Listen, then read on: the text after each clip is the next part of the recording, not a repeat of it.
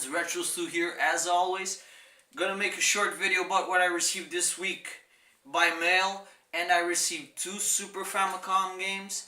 One of them is something I have already seen before. The other one I had a little notion of what it is, and let's get it on. Let's show what I've got. I received Street Racer. Street Racer is fun. It's cool.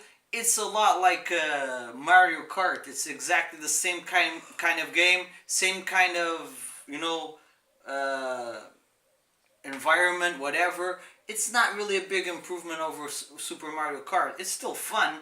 It's cool the fact that you can hit the other drivers and all that.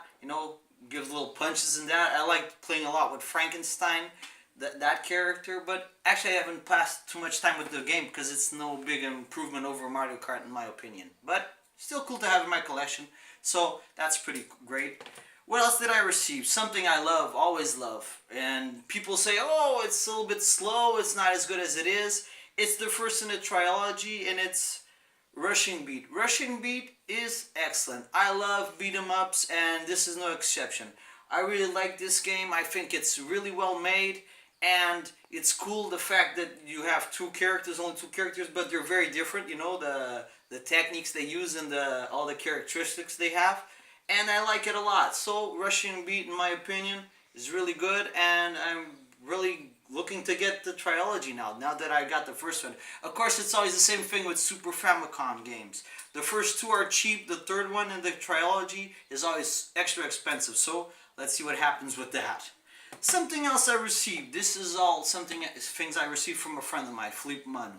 And he gave me a gift. He gave me one of those excellent gifts. It has to be upgraded. It has to be fixed. It has to be repaired. It's not going to be an urgent project, but it's something that I'll get eventually done someday. It is a Super Nintendo Junior. It's all yellow.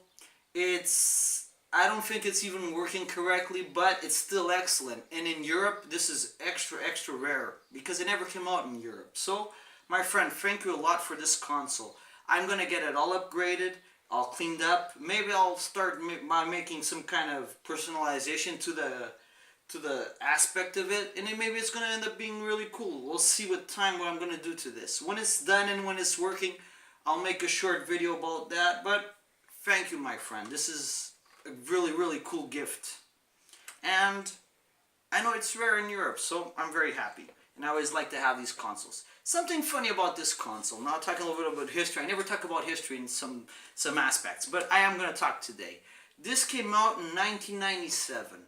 In 1996, Nintendo 64 came out, so they launched a 16-bit console in an era where there was 64-bit consoles. Like Nintendo 64 was something like on the edge, pretty amazing, and they made a second version of a 16-bit console.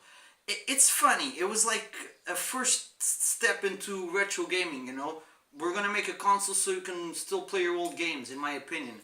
And that was pretty cool. So I like a lot the idea that they had, and I think it's one of those first steps to being able to play retro games, I know Sega did that with Mega Drive. I have the Power Base 2. I have it up there on the shelf, the Power Base 2, and it's to play